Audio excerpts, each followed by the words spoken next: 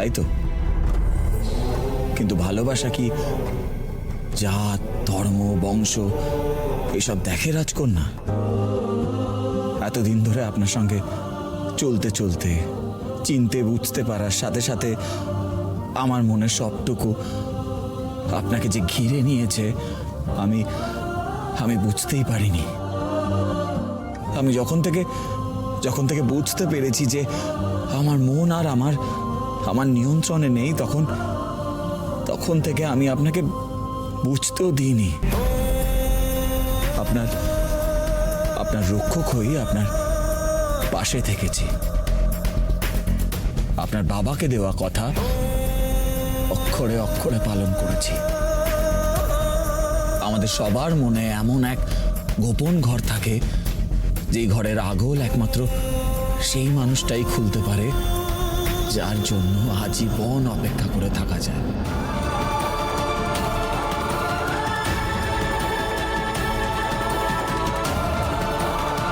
সেই আগল খুলে গেছে রাজকন্যা, সেই গোপন ঘরের আগল খুলে গেছে। জগতের সবকিছুতে যেন রং লেগেছে রাজকন্যা। ভালোবাসার রং, মন হারানোর রং, গভীর বিশ্বাস আর ভরসার রং। সেই পবিত্র শুদ্ধ সম্পর্ককে অস্বীকার করতে পারে এমন কোনো শক্তি নেই রাজকন্যা। তাই আমিও আজ আমার মনের কথা আপনাকে জানালাম।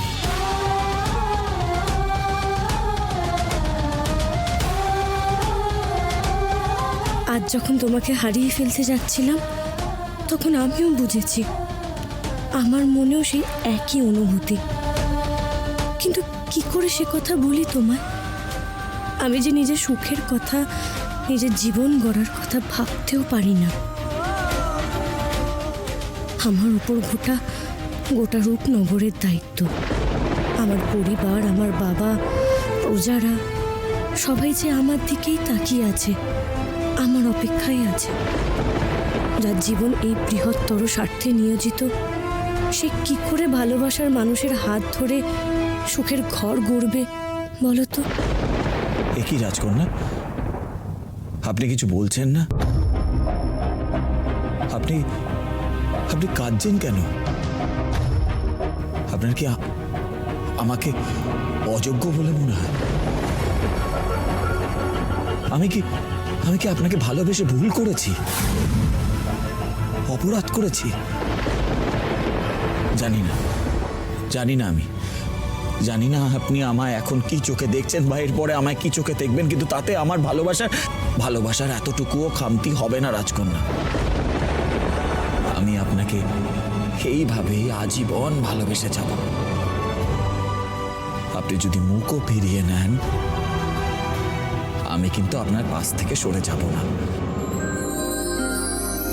হাসে আকাশ, হাসে বাতাস, তোমার প্রেমের পরশে। ভোরের আলো দেখাও তুমি অশনি রাতের শেষে।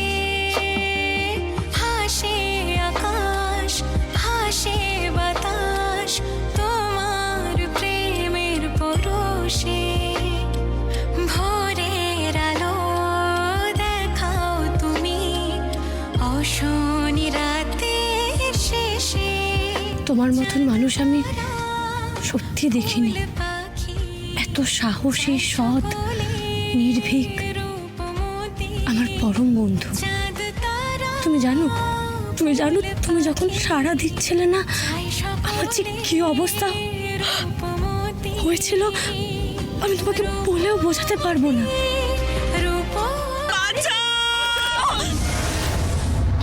কি এটা ওরু আর অভিরাজের গলা না? ওরা কি কোনো বিপদে পড়লো নাকি?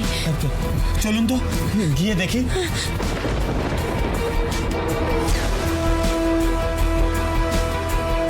আসুন।